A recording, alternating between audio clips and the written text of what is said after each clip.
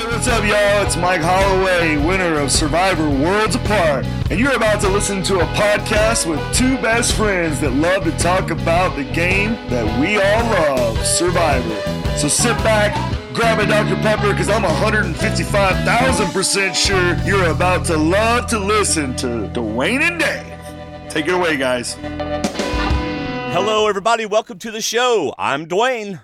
And I'm David. And we are just two best friends talking about the show we love, Survivor. Tonight is our recap discussion, Mikko's challenge, D&D challenge, all kinds of stuff for episode 5, the beep and snake in the grass. There's a lot of beeping going on in that little segment. I mean, how long have we waited this season to see the Kimmy pointing the finger? And we got it. Yep. All right? We got it. So we've got recap, feedback, Mikko's challenge, D&D fantasy points. I think, and I don't know because I couldn't, for some reason, I can't print up the Excel stuff or look at it on my phone. So you haven't seen it? Because I couldn't see it on my phone either. Oh, don't even. No, I haven't seen it. I have not print them up. You're supposed to print them up. I haven't even printed up the feedback notes. I've got them on my laptop over here. Dude. On the MacBook, so I'll have them ready. How convenient. The week that the cool cats have probably come ahead. So you don't know what the totals are? No. All right, then I'll wait until that moment and we'll be surprised together. Oh, okay, all right. I haven't looked. I couldn't pull it up on my phone either. But I wasn't all that interested in pulling it up on my phone at the moment. Yeah. Hey, those of you who are watching and listening live and are in the chat room, David's watching that. Would you go ahead and let us know if we sound any different? Just, does it sound better? Does it sound worse? Does it sound the same? You didn't notice any difference? We just want to know. So, but anyway, we're on live, stwdd.com/live. Enjoy yourselves. Also, you can use hashtag STWDD, and I'll see your stuff on Twitter. David, if people are watching us tonight, it's because they don't like the Seahawks or the 49ers. If I had a choice, I'd be doing this podcast. Absolutely, without a doubt. Yes, there is no doubt in my mind. Although I am recording, done. I am recording the Seahawks beating San Francisco. All right, so we've already got our first chat room reply to your audio quality. Yes. The mic intro was only on the right channel. Dwayne is only on the left channel, and David is on both channels. Oh, I know what's happening then. Because I put it on like... you're split your side? Well, I'm using a sound module, and my microphone is connected to the left side or right side, and the iPad's plugged into the other side, and then yours should be not mono. Yours should be the same way. So what's happening is I did the Google on the higher quality audio to see what it would do, and what it's done is it's separated my audio. But you know what? What? You're not going So I'm so excited. Okay, y'all listen. This is what I did. All right. Apparently, El Capitan, which is the latest version of Mac OS, does not like my webcam, the Logitech C920, which is one of the best webcams out there. And apparently it does like the C930, but they're $170, and my choice was a lot better, right? I have this little Survivor Talk hard drive. It's a USB 3. I formatted a partition, installed the last version of Mac OS on it, and I am actually running my computer off of an external hard drive. So we just lost 5 people in the chat room. No, I'm just kidding. I'm just kidding. No, yeah, really. They're also saying, Susan said, sounds a little tinny. EVSPERI. If you want me to call you by your name, tell me what your name is. I'm just going to call you Perry. Some echo. And Mike K said, yes, Dwayne sounds tinny. David sounds better. And that's funny because I'm not even sure I'm using this mic right now. So I don't know how I sound better. But Dwayne has a little echo. You do sound a little tinny. Now that I think about it, I thought let me see if I switch it back to voice. Does that change things? Does that make it better or worse? It sounds like you've got your hand over your mouth. Like your little... Better or worse? Less echo, less tinny, but you kind of almost kind of muffled.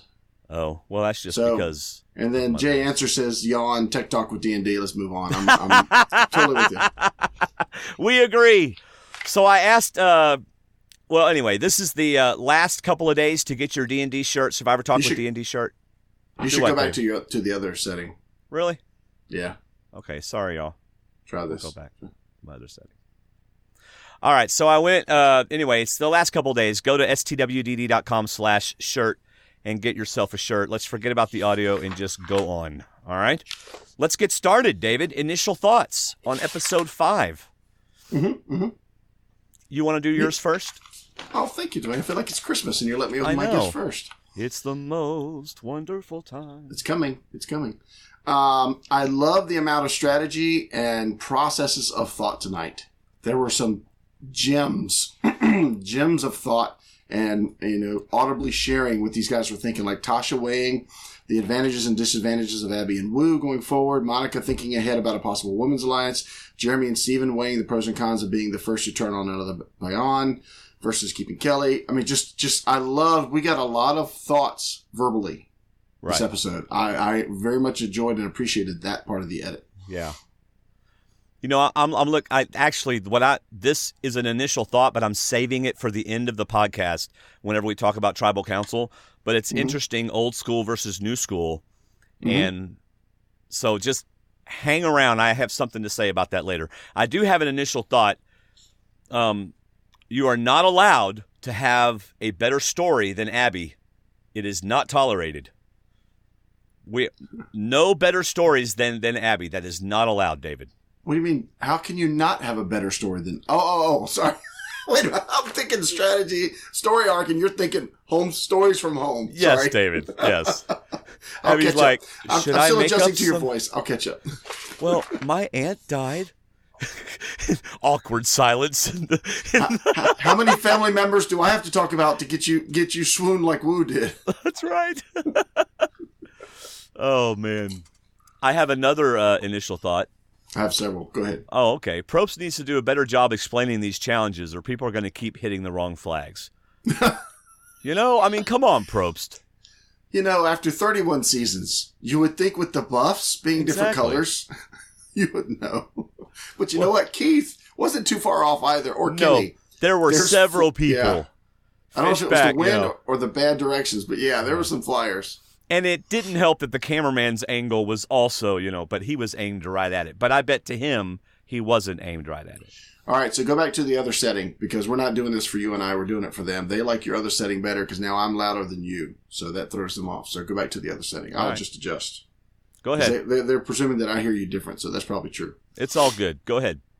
Okay, I'm going to be a broken record here, but I did not like the first challenge. And I know you thought that when they finished on the little skeet ball. Because you know what? What made it worse is they got the second challenge right. You go until you succeed, then you tag out and let somebody else go until they succeed.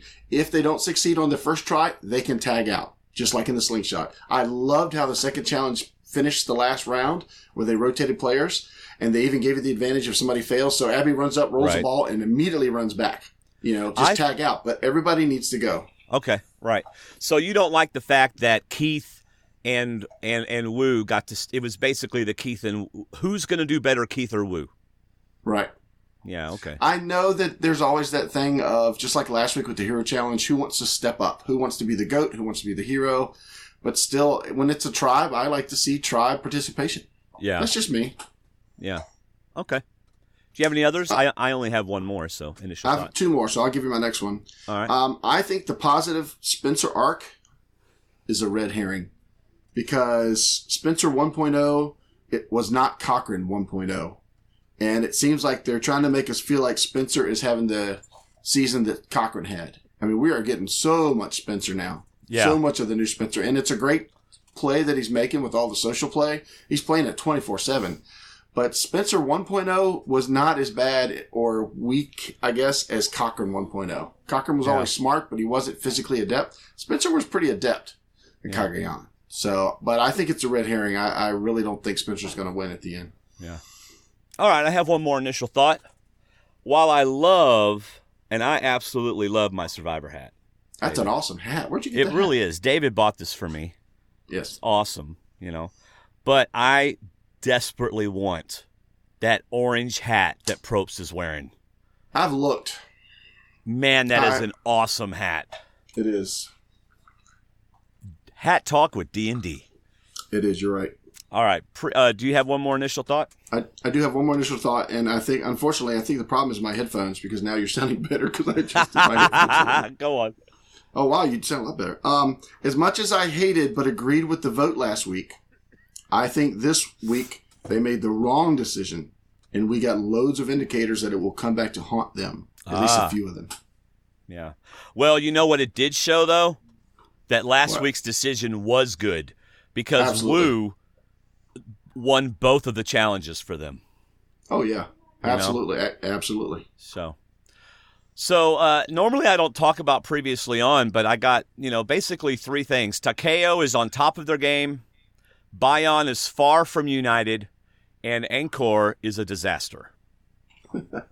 I purposely skipped it because I did it last week and I didn't want to. Yeah. But I'm glad you did this week, so it got covered. But it was an interesting take, because later on, I'll just go ahead and say it now.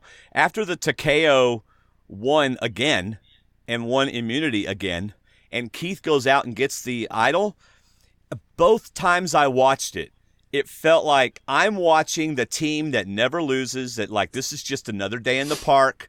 We're going to go back, enjoy our juice. And, we're not having to struggle. No problems at all. They are on top of their game. They really are. And Bayon absolutely is far from united. And then Angkor has been a disaster. So, previously on nailed it this time. So yeah. On night 11 back at Angkor, Woo is hoping we can postpone. This is funny. I'm hoping we can postpone some of these tribals now that we have a strong team. What? I don't know how you're a stronger team. Because if you were weak before, you didn't add anything. You took away somebody, So anyway, I just thought there was a couple comments made tonight that made me go, what?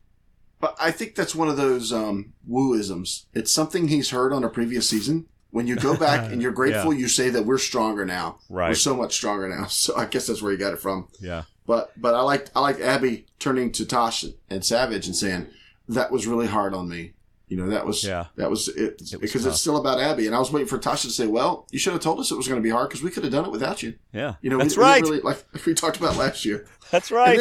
And then Savage lets us know that Varner's in a better place. Yes, he's gone to be with the Lord.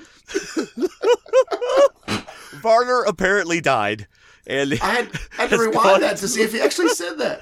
It was like, you know what that was? That was him just like going into rote mode, Well, he's in a better place. And then afterwards he probably thought, what the heck? What did I just say? It must have been for Abby, who was upset about voting him. He's happy now. He's happy. He's running in the fields. He's barking in another place. He's happy. He's happy. Well, Varner probably is happy where he's at. He's getting to drink whatever he wants, eat whatever he wants, getting his foot taken care of. So all that good stuff. So I wonder, because now that we're mature Survivor watchers, that doesn't make us smarter, just makes us that we've been watching a lot of Survivor. In other words, I'm old? Looking at the edit more. No, we look more at the edit and stuff. You do. I'm still just a guy that, watches. I'm wondering if we're going to see a different Woo now, because Tasha made a comment about she was impressed at the way Woo fought. I don't think so. You don't think so? No, I think. Okay, let me scratch out the next paragraph then. I'm just kidding. No, you're allowed to think that. I'm just thinking Woo's going to go back into the same old, same old. I mean, what did Tasha say about him? Woo will do whatever we want him to do. Eventually, yeah. But to me, it was just a fight in him that he really wanted to stay. He really wanted to play. So now he's going to do what he has to do to stay in the game, which means do what I tell him to do. So I think going forward, I think Woo is number 3 and Abby's number 4 if they lose. Can I point something out? Not if it's physical. Shouldn't Woo have recognized at Tribal Council last time? Why am I even begging Abby? Because they don't need Abby. It's like, Abby's not the queen of this Tribal Council, Woo. You need to be talking to Tasha and Varner. Right. There has to be something that we don't know about. I mean, Anyway. Savage and Tasha are amazed that they are where they are, and they ought to be amazed that they are where they are. Yeah, I wrote down that they sat down and had a semi-celebration because they're celebrating what they did, but they know it's only the first step. Right. But it wasn't an arrogant look what we did. It was like, look what we did. Look how we survived. We made it through. It's 2-2 now, but we've got them both where we want them. Right. So, and Tasha talks about now that she's played from the bottom, played her way to the top. I think this is a great line for her, and she will continue to play that way until her situation changes. So she's not going to take any swap, any merge, anything for granted. I think if she considers herself at the bottom, she's going to keep fighting and keep playing the way she just did for these few days. And I think that's a great perspective to have for her. Always play as if you're on the bottom. Never take a situation for granted. Yeah. So, I mean, going to Angkor, put her in a bad situation food-wise and having stuff. But at the same time, it's giving her a perspective that may get her further in the game. Yeah. Well, you got to give it to Tasha and to Savage, or to Tasha, if we are to believe Varner's exit interviews. Tasha's really done a great job over there, you know? So very good point. Day 12 over at Bayon, we have the three ladies out. The gatherers. Fishing and clamming. And Monica said, okay, let me just go. I don't know where you're going to fall on this, David. Actually, they're crabbing and clamming. Okay, whatever. I got worried about some people's feet is what I got worried about. Oh, yeah. I mean, I'd be like, stop stabbing at the water, please. I'm walking in that direction.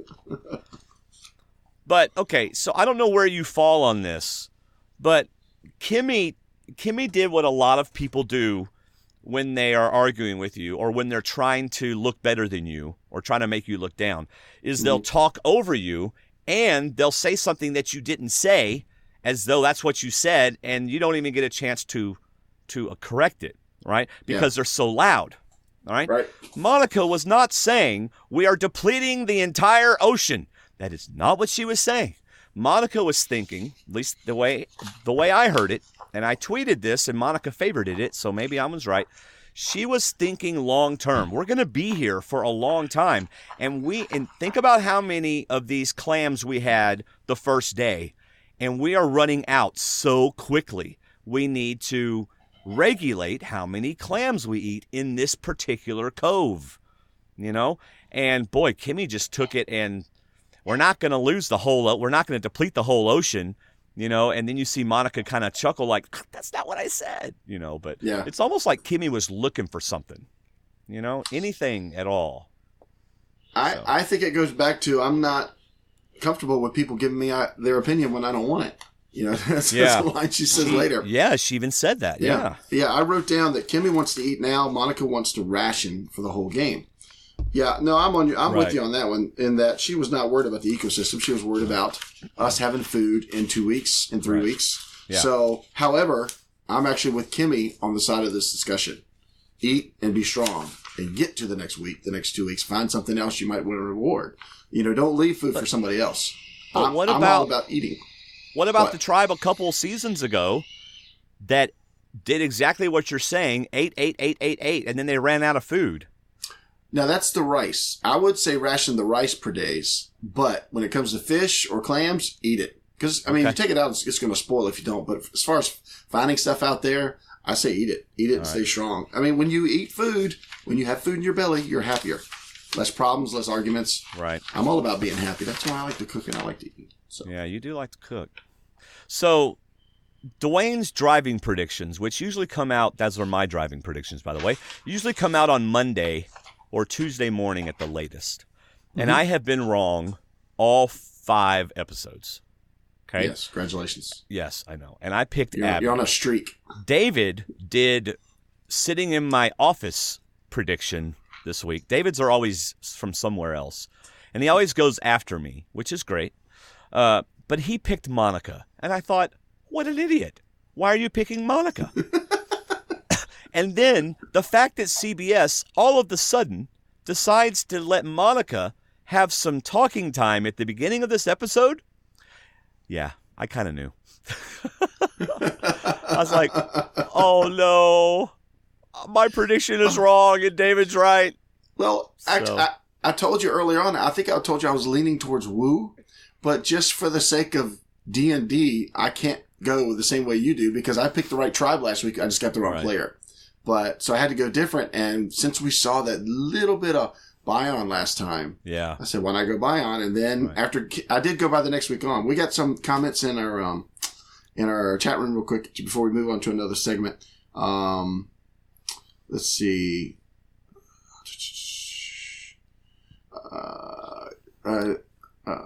Really, someone I forgot typed the name. I know. I just watched Samoa. This is she put her name earlier. I'm sorry, Perry. Just watched Samoa, and Shambo told Russell the guys on Monica's old tribe didn't like her after the merge. In my opinion, she comes off fake and a bit smug.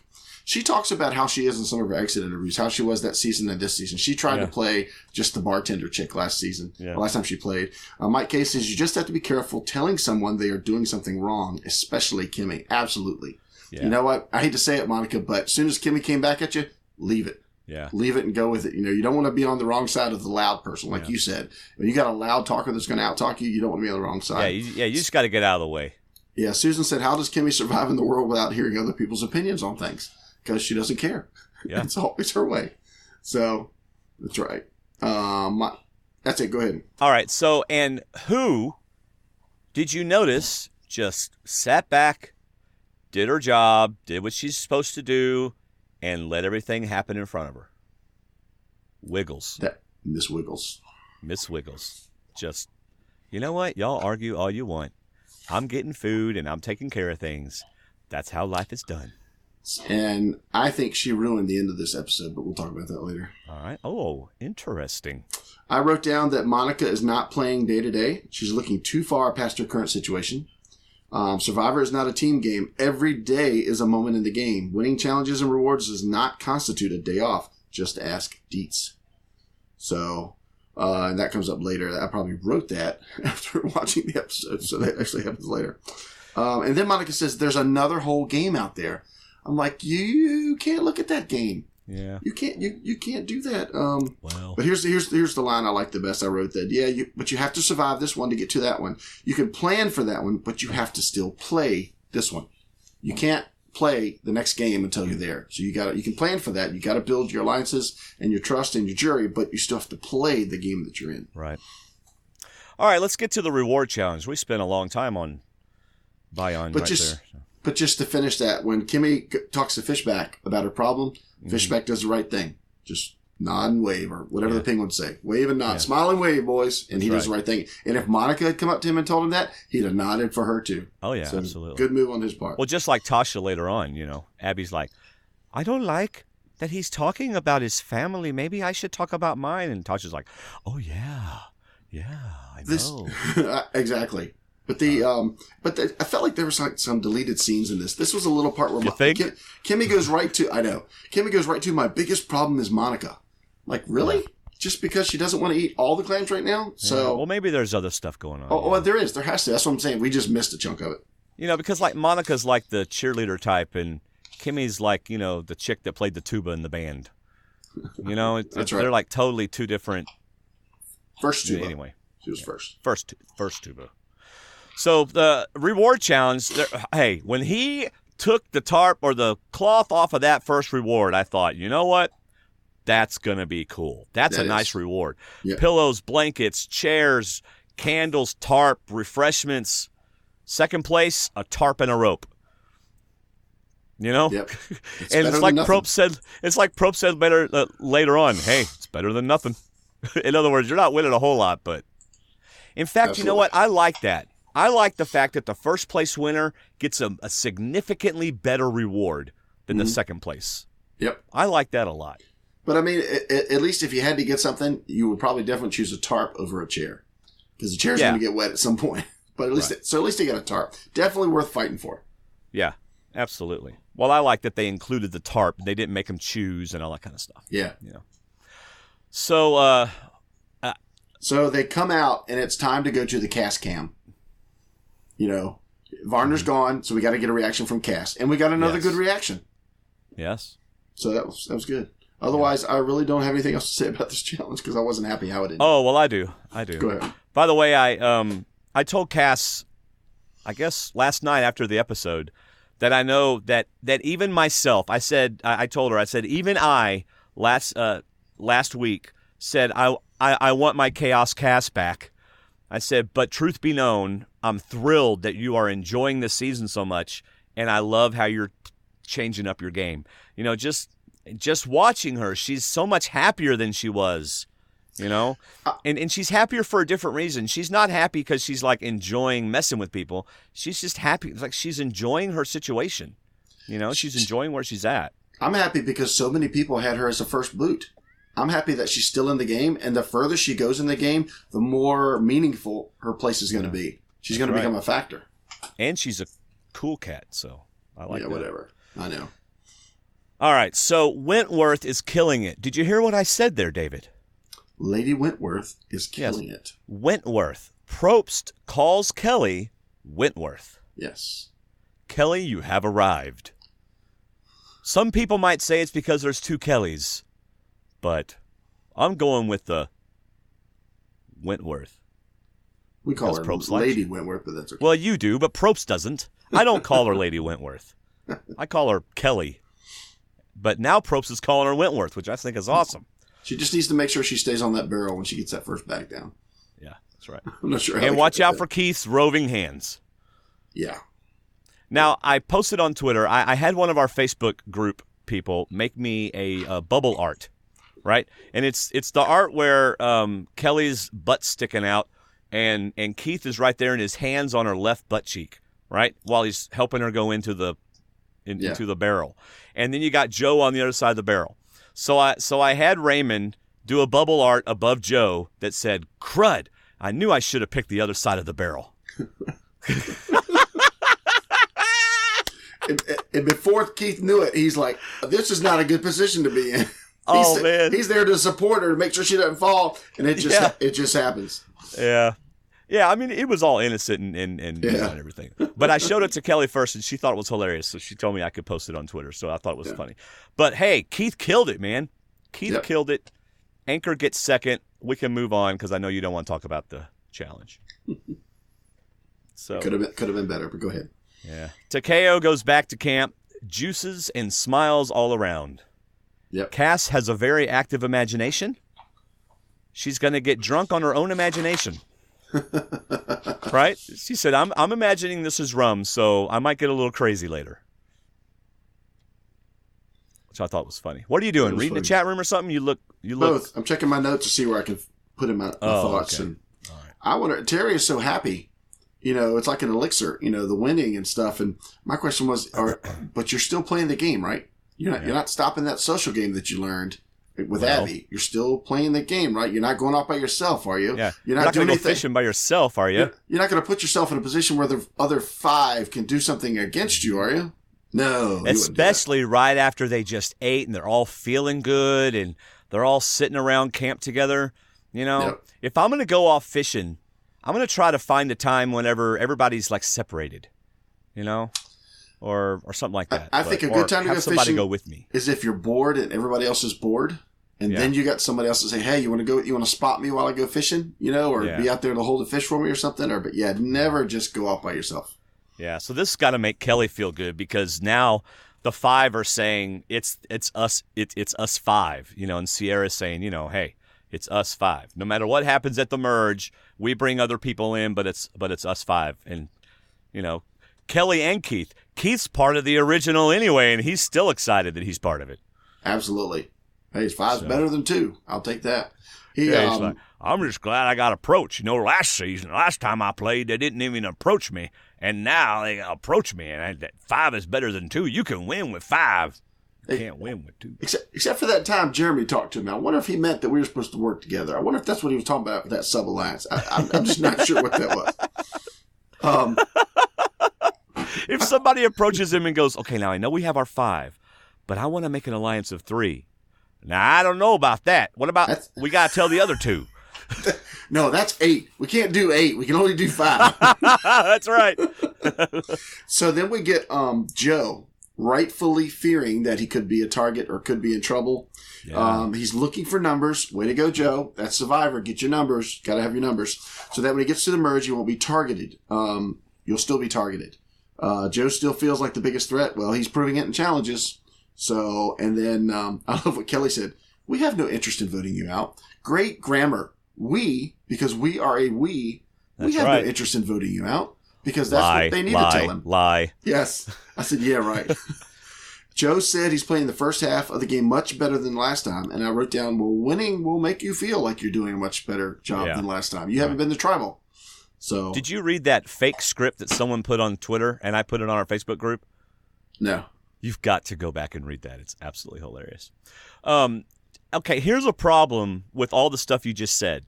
What? Joe did say all that stuff. Some of it he said in front of the other people.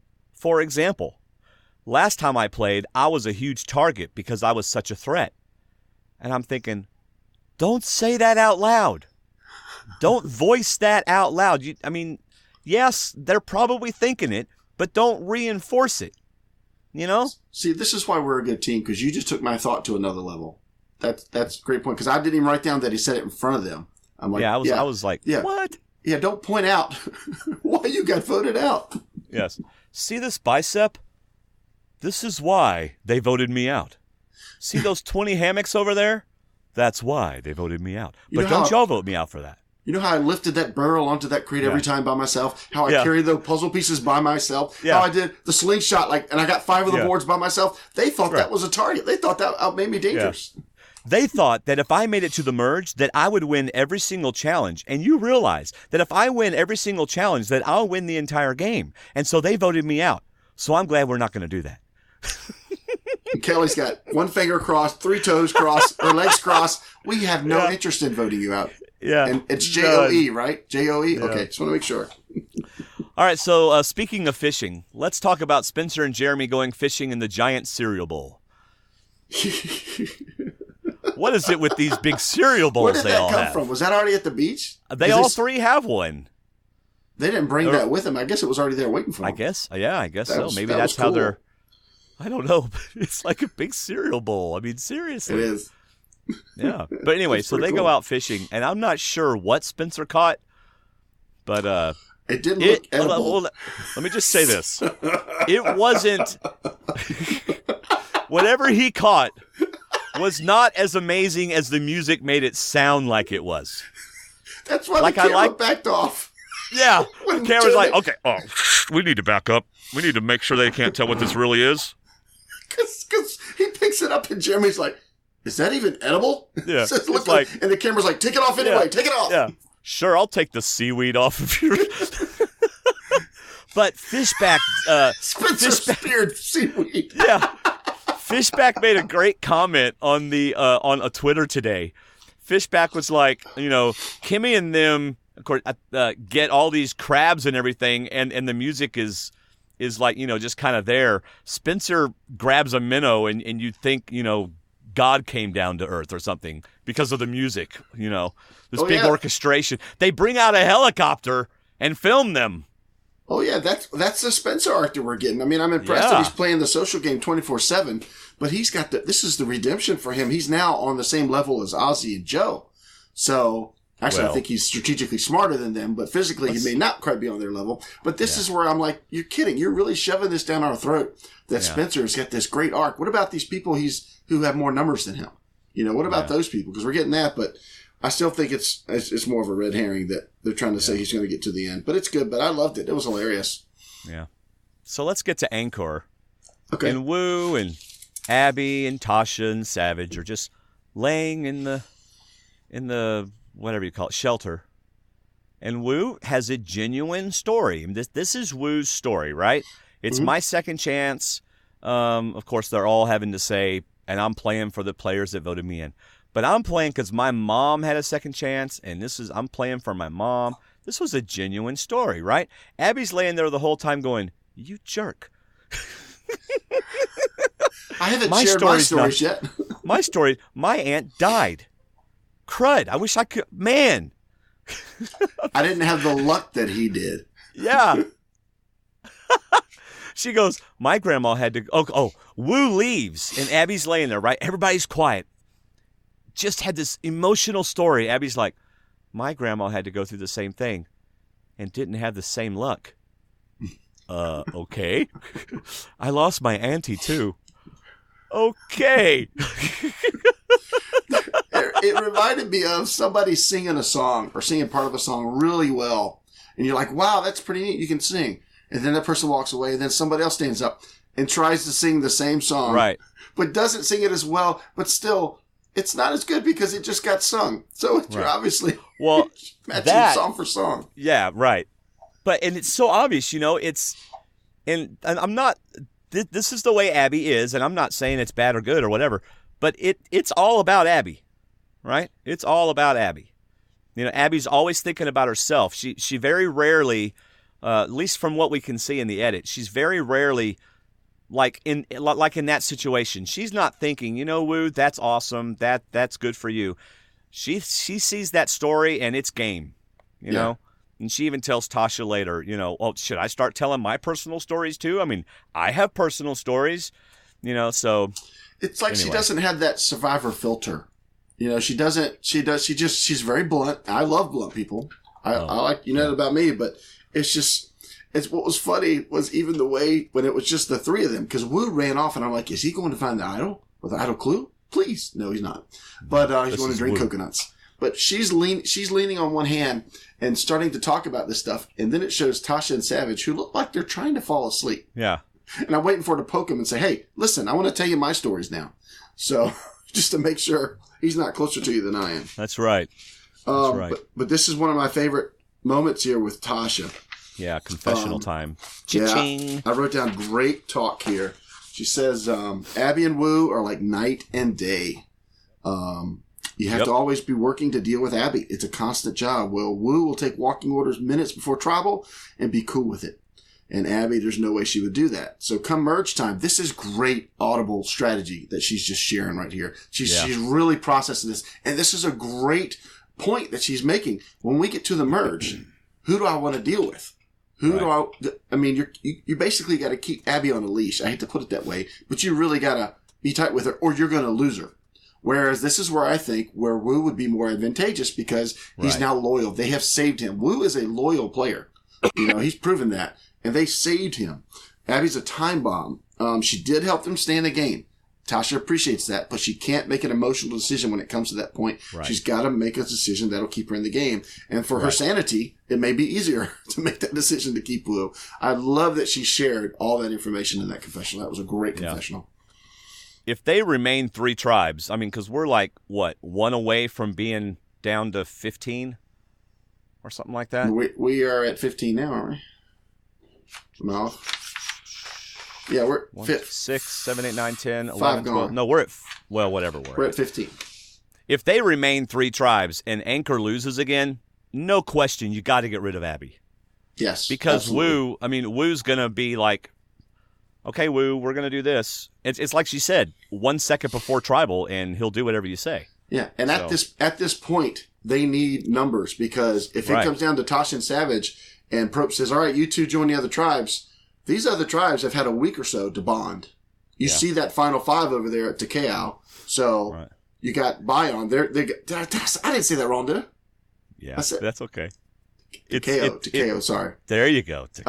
But you see that final 5 over there. You know, so Savage and Tasha don't have a family to walk back into necessarily. They might, but they did the job that the other tribes wanted them to do. They got rid of 4, not Bions, 4 original Takeos. But, so they did the job, but at this point, these other groups have bonded. They've got new relationships and stuff, so you don't want to walk back in. You got to keep strong. You got to keep Wu. Yep. You got to win at least at the last challenge. All right. Oh, by the way, on the reward challenge, that was a second chance for Sierra. Yes. And on the immunity challenge, it's a second chance for Joe. Right? Yeah, I love the way... Go ahead. No, it was a second chance for Blood versus Water. What, it's for Jeremy? No, he said Joe. Because Jervis, not Jeremy. It was Sierra. The first one was Sierra. The reward challenge was... Is that what you said? I'm sorry. And the second one was Joe. Correct. The immunity challenge was second chance for Joe. All right, just take out everything I just said. I love the way CBS is putting the huge second chance logo all over the challenges. That was awesome. It was in the sand. That was so cool. But every single challenge has got that big logo on it. Yep. And I think whoever decided to do that, kudos to them. Yep. Because that, just something simple like that. And it just, I don't know, great marketing. I love it. In the sand. In the sand was amazing. That was incredible. Yeah. In fact, they never showed us, but I kept wanting to watch them run over it and see, what exactly was it? Because it could be that red line like the NFL has, where if they run across it, it still doesn't. Yeah. It goes because it's just a digital thing. Yeah. Anyway, yeah. So the players didn't see it there; only we see it. That's right. That's right. Anyway, Wu again wins the challenge for Angkor. Keith again wins for Takeo. Well, Wu did well, but they did have a little help. So a little, but again, it was the cameraman's fault. He had the wrong angle. I love his response. It's like, well, I did hit a board, right? So I can get down. I can leave. yeah, I can leave. Yeah.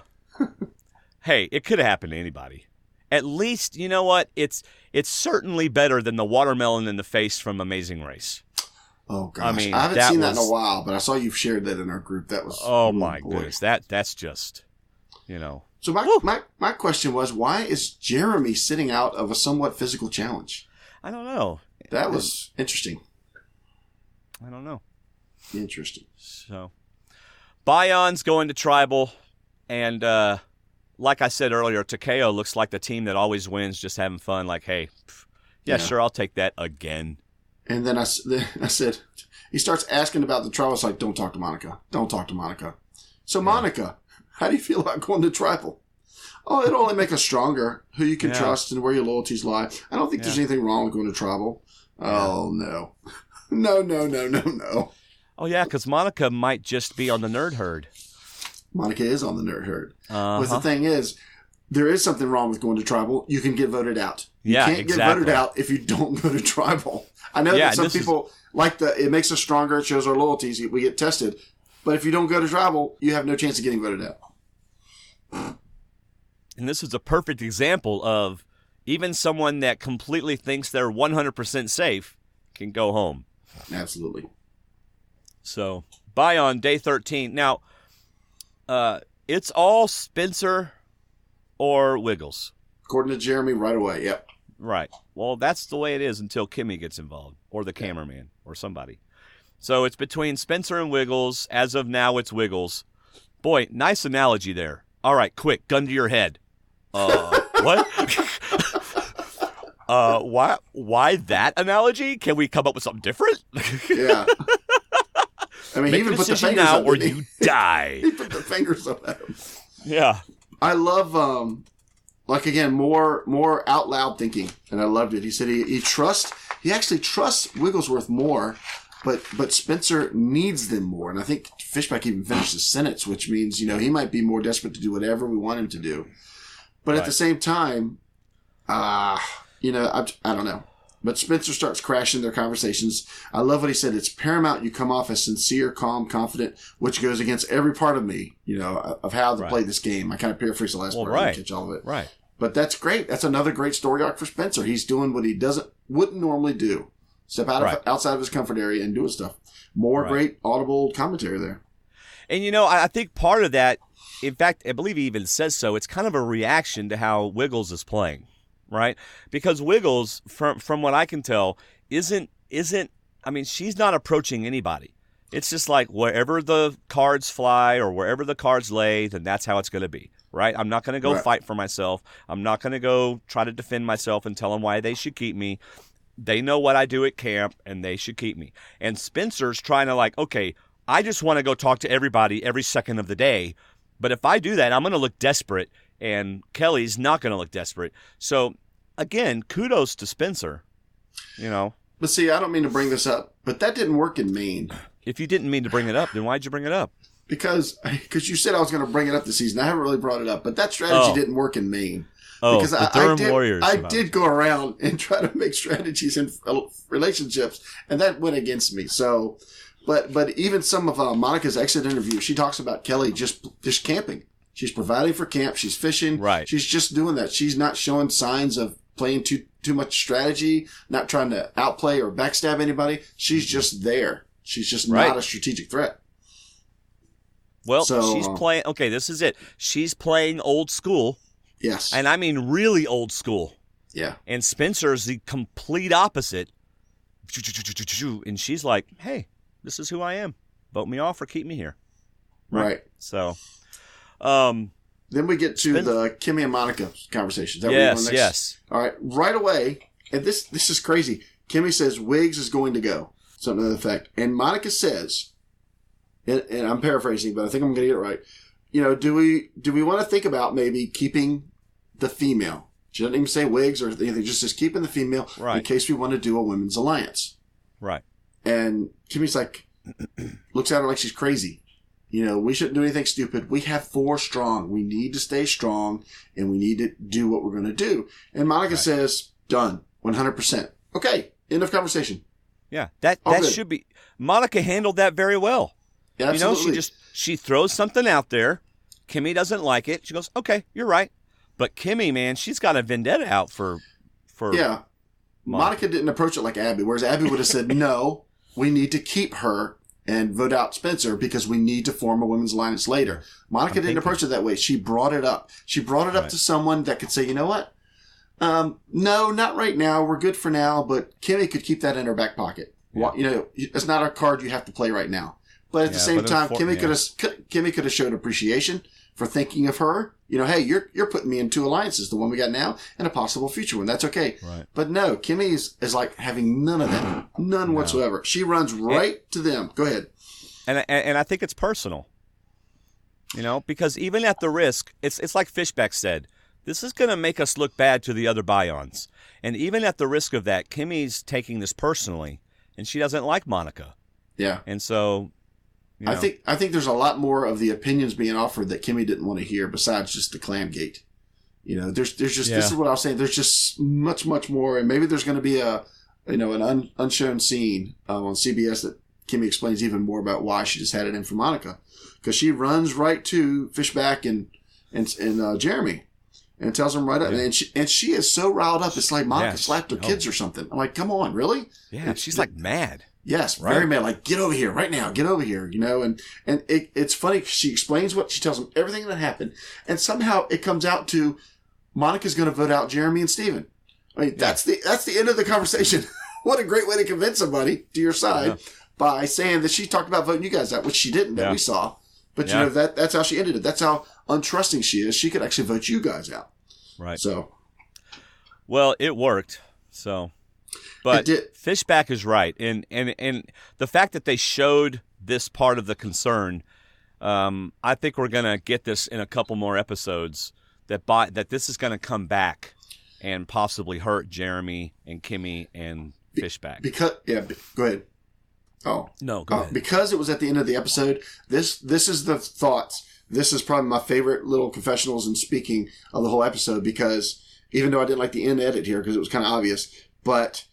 This is more talking out loud, thinking your strategy through. And I thought, is this the right decision? But I agree, like I said at the beginning, I think this is going to come back to haunt them in that he's weighing, Jeremy and Steven are weighing, do we vote?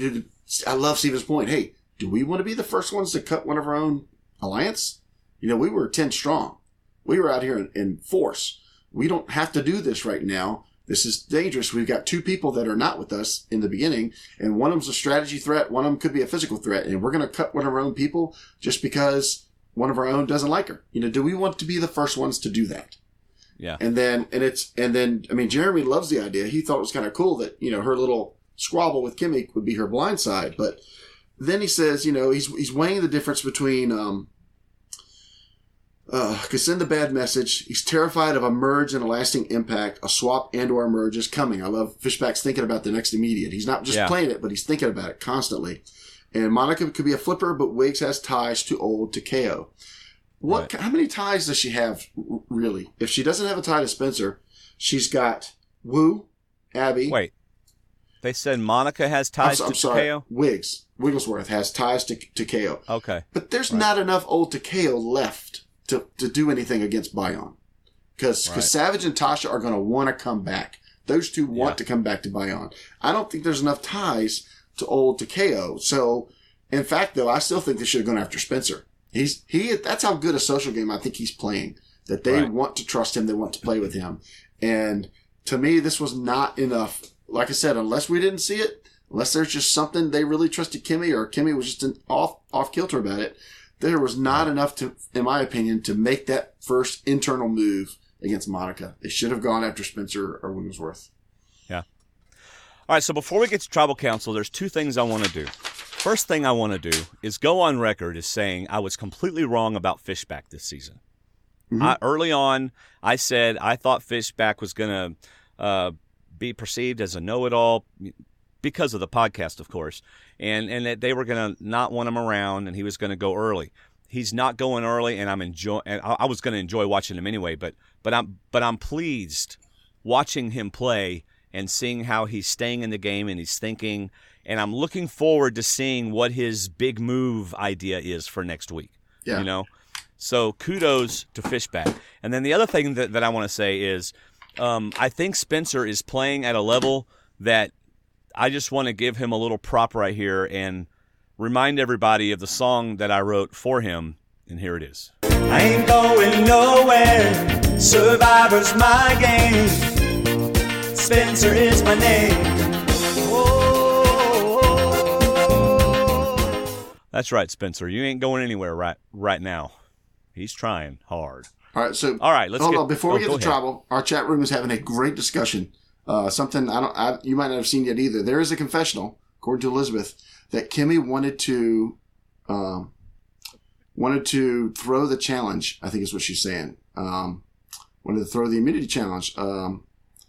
And Susan said, I thought they threw this. I don't think they would have thrown this. Too risky. Just Fishback's lack of physical prowess. And then Susan thinks they threw it to protect Savage and Tasha, which are Jeremy's guys. That makes sense. That Jeremy would agree. They don't show it on the show because they were trying to hide that alliance. Well, wasn't Kimmy I don't remember. Who was the last one shooting bags? Was it Kimmy or Spencer? It wasn't Spencer because he was early, I think. He was first, I think, wasn't he? All right. But anyway, so I need to go watch that confessional about Kimmy saying possibly throwing the challenge. Yeah. That's interesting. I wouldn't doubt it. That's becoming a normal thing. Holloway and them did it last season. Yeah. And it worked. Mike K said that's his favorite, your best song, and I agree, Susan, we need more parodies. Just saying. Yeah.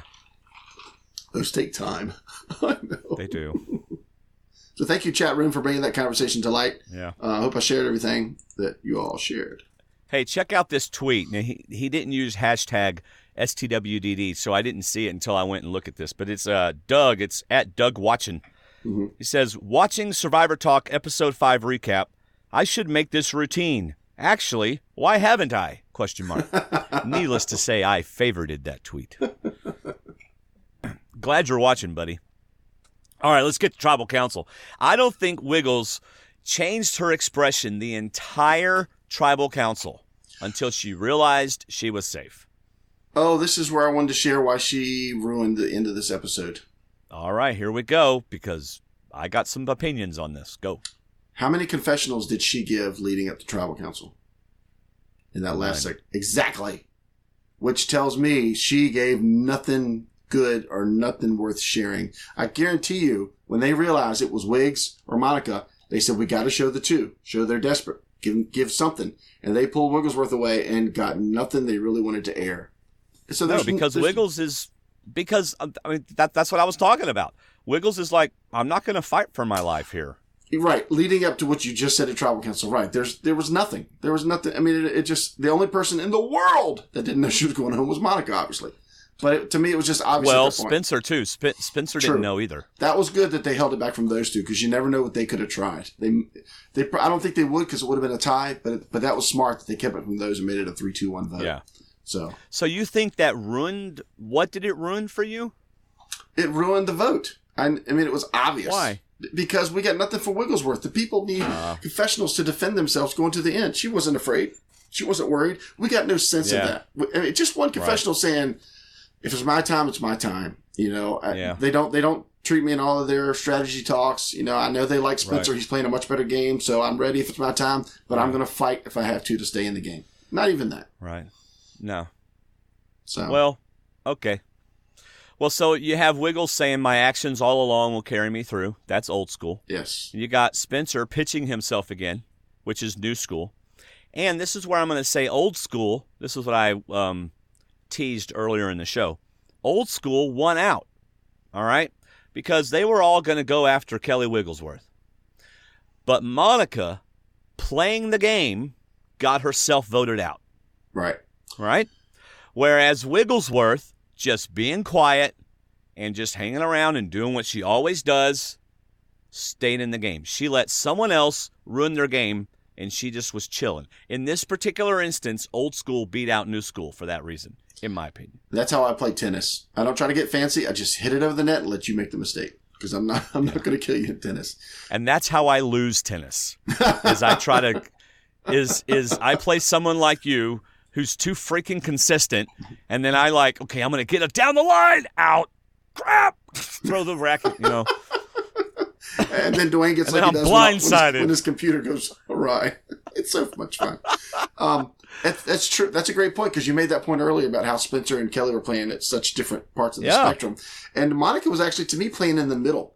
We didn't see her go to everybody like Spencer, but she did. She was playing like a little bit of a future game, looking to the next game, and playing a little more aggressive, talking right out in front of it. She's obviously not going to talk to Wigglesworth. She's had an alliance with Kimmy since day one, so, why not talk to Kimmy about it? She thought she could trust, but... Well, and she had absolutely no idea that her name was on the block. Yeah. So it wasn't even Monica trying to save herself. It was just Monica playing the game a little more new school. Yes. Gave Kimmy the opportunity to chop the head off of that. So, and that's a good point. That at Tribal, she never tried to save herself because she never thought she was going. So that's a good point. I think in her exit interview somewhere, I think I read where she said there was maybe 2 times during Tribal that I thought maybe something, but not really. I mean, complete blindside. Yeah. So, anyway. Obviously Monica gets voted off in a true blindside. Absolutely great. Anything else before we go to next time on? No. I just got 2 things to say about next time on, and it won't be spoilerish. No, so go ahead. Y'all worry. Go ahead. Oh, okay. I've already talked about this. Fishback thinking about making a big move. Mm-hmm. Very anxious to see that. And I don't think I've ever seen, and Connie was asking me about this tonight, because Connie watched it again tonight. Connie's my wife, by the way, y'all. She said, wow, did you see that? Probst is going and waking them up. Mm-hmm. This isn't they called Probst. This is Probst going to them. Y'all, something big happens next week. Yeah.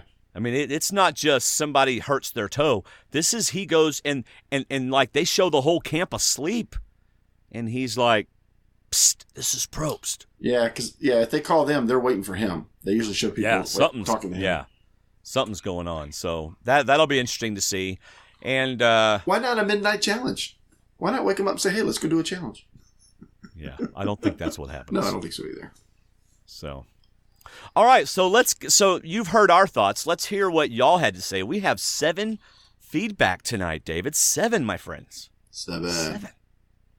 So first we have Werner from South Africa. Yep. And he said, how's it, Survivor Talk legends? I will rely on the giant ninja to give a long feedback. Did he send that to the right recap show? Yeah. Legends. I have 3 short questions. Number 1, is there a worse Survivor player than Abby?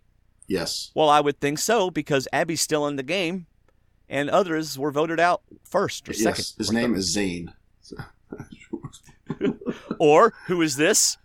Who are you rooting for? Or, who am I voting for? Who am I voting for? Leaf. That's right. Number 2, is there a more insecure player than Abby? Maybe not. I think they're all smart. That's what I love about this season, is that these are not rookies. These are not first timers. These people know, They should know this person's probably lying to me. And so I think they're all a tad insecure, but absolutely, he's right. Nobody in this season is more insecure than Abby. And then he says, are the 2 questions actually one and the same? So could be. Werner from South Africa. Thank you, Werner.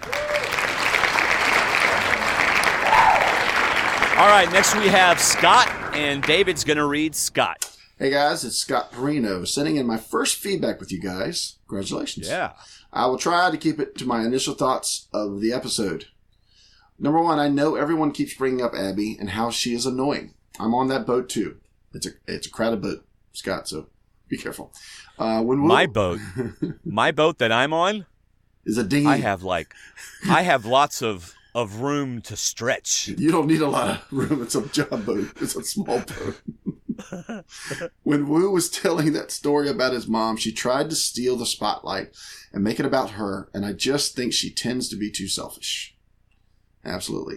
Number 2, I'm very happy to see Wu playing the game for once. I guess PG going home was the kind of kick in the rear he needed, but I don't know how far he will make it come merge time. I think he's going to last a little while if he makes it to the merge. I think Tasha's going to want to keep him around. He might be her little ace in the hole, when she gets back to Bion. He might, yeah. He's the one that you carry along with them because he's going to, he's the one, he's like having 2 votes. Yes, exactly. But hi, this is Wu. Hi, this is second vote. Wu. We like to call him second sorry. vote. Boy, I totally ruined that joke. Go ahead. It was funny in theory. Number 3, Tasha is playing a great game, and I'm leaning on her being my number 1 pick to win this season. I think she deserves it. Good. She had a good edit this episode. Number 4, glad to see Spencer going further as well. Hope he makes it far. Yeah. It's a red herring, I'm telling you. Anyway, number 5, it was nice to see a different tribe go to travel tonight. Amen. Yes, it was. The blind side may have caught Monica by surprise, but I wasn't shocked to see it. I love a good blind side, but this one was too easy for me to spot coming. Like I said earlier today in the Survivor Talk with D&D Facebook group, if you are not a member of the Facebook group, by the way, then you are missing out. Come join us. And that was from Scott. That was a real testimonial from a member of the Facebook Thank you, Scott. group. I felt like once I saw the little conflict with Kimmy and Monica over the clams, I knew that would be the end of Monica. I told my brother right there after the little argument that something would happen between them or else we would not have seen that in the episode. Mm-hmm. Which also makes us think that Monica didn't bond with the guys like Kimmy did.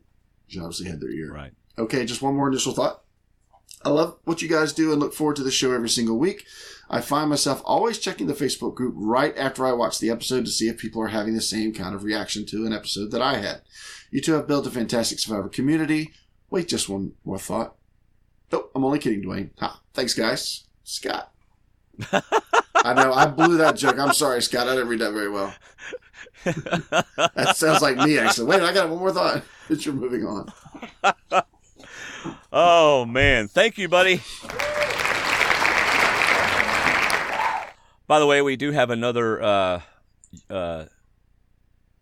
Twitter thing. It's from Jacob Buck. I'm a long-time listener of Survivor Talk, and it's the first time I'm watching live. Good job, buddy. Thanks, Jacob. We're glad you're watching live. All right, next we have Will the Giant Ninja. Will the Giant Ninja lives by the sea. I think Will has 48 Survivor Talk with D&D t-shirts. He has bought more shirts than anyone. And he even bought them when they were $25 and only 5 sold. Now they're only $12. Yeah. So, hey, before you get into Will, because I know I'll Yes. probably forget because I know this is going to take the rest of the summer to read their fall to read this. J to the K asked the questions, where are you all reading from? Where can we submit the questions, comments? Feedback at Survivor Talk with D&D is our email address to send in feedback. We're reading from a document I created, so I do some things for the show. yes. That we compiled all the emails from. So send in your feedback to feedback at Survivor Talk with D&D. And we need it by Thursday, 7 p.m. Eastern Time. Right. And what I do on the, like, for example, next week's episode, I'll create a page for it, right? And you'll be able to link to it. And underneath the big, us on a couch, it says, click here to leave your feedback. And you can click it there and leave your feedback. So during the show live, maybe he's taught, well, obviously he's in the chat room, so I'm just going to shut up now. All right. So... All right, here we go. Will the Giant Ninja. What's up, guys? It's Will from Wonder Lake again, a.k.a. the Giant Ninja. So I was going to put together an audio feedback for you this week, but I'm honestly not up to it. I'm devastated. Not sad, not upset. Devastated. They did it to me again. They got me to believe, and they pulled the rug out. Honestly, if there is indeed redemptive power in suffering, then God must be a Cubs fan. But I don't want to cry, so on to Survivor. Major developments this week. Not only do we get the first non-original Taco Tribe member to go, but we also got the first non-strategist. Last week, we saw a confessional from some new character wearing pink. And this week, we saw her arguing about not getting food. This was the first week where I wasn't spoiled before watching the episode, and I knew that Monica was gone within 5 minutes. Oh, well. Yep. And the reason why he's been spoiled is because he can't watch it live for some reason, and he keeps getting spoiled on the social media. Look, Will, this is what you have to do, because I watch it like 2 to 2.5 hours after it airs. I just put my phone on Do Not Disturb and just don't look at it. Mm-hmm. Just don't do that. But this episode's vote did change things going forward, so I want to reflect on a few of the obvious and not so obvious changes. Number 1, no swap tribe has sent home a member of the supposed minority yet. Good point. Original Taco had a 4-2 majority on anger, but they sent home PG and then Varner. And now original By One had a 4-2 majority on new By One, but sent Monica home. Interesting. Mm-hmm. Number 2, Spencer is getting a major hero edit. Major hero edit. The player who most embraces, or at least is shown talking about, the whole second chance and doing it differently this time theme is going to go far. And right now, that's Spencer. That's also Cass. Now, we're not seeing a lot of Cass because there's not stuff to do, but they're also making a point to show her saying those same things. Yeah, we're just only getting a tenth of of the time that Spencer's getting because he's he's lost, right? Well, he's on those tribes. Yeah, exactly. Cass's tribe is, back eating lobster, So, number 4, how much of a role did Varner play in Monica getting voted out? You skip number 3. I skipped number 3. Number 3, Fishback just moved up in his tribe. Had original By One gone to tribal council on day 3, he may have been the one to go. He was on the outside looking in at best. Now he, Jeremy, and Spencer are the core of the new mini-alliance. The question is whether they'll have enough folks to compete with the apparently strong 5 on new Taco.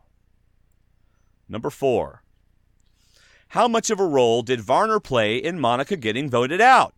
Deja vu all over again. Mm-hmm. I think, boy, my nose picked a horrible time to start itching.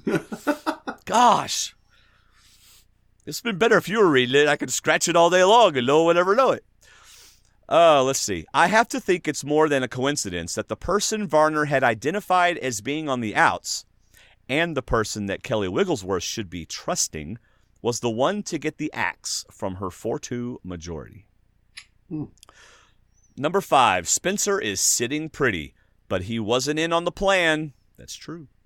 I wonder why Jeremy and Feshback decided not to tell Spencer to vote for Monica. What is the real reason? And what are they going to tell him? They're going to tell him that there wasn't time, that he doesn't need to worry about anything. But I wonder whether the real reason was that they just don't trust him enough. Obviously, he had nowhere to go, and he would have been better off going with the numbers than ratting to Monica and forcing a 3-3 tie. But Spencer is new school. If anyone would see forcing a tie as a big move, it would be him. Ooh, I wonder if that's what Fishback is thinking about.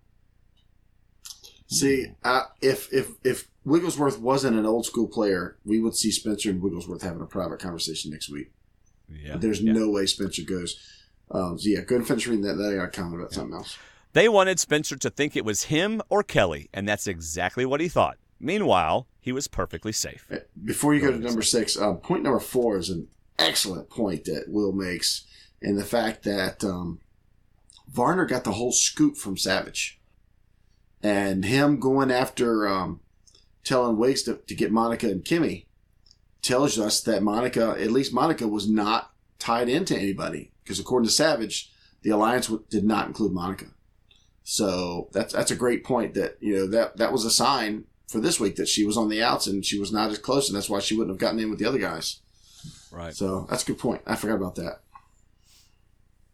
All right, number 6. And before I read number 6, Will has made it a point to say on our Facebook group that he is not spoiled at all about who's being medevaced or whatever next week, or whatever Probst is going there for. So his speculation is not from any kind of knowledge or anything. Bonus from next time on, who is quitting getting medically evacuated?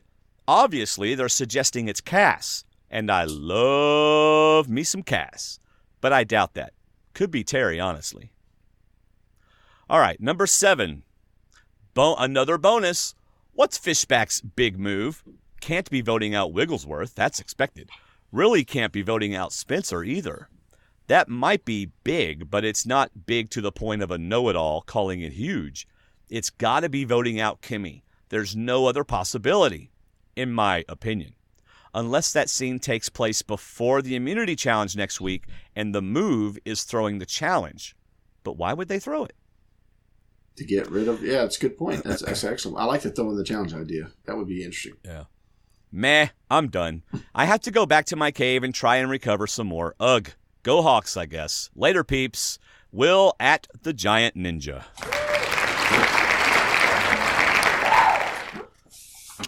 Good job, Will. All right, next we have...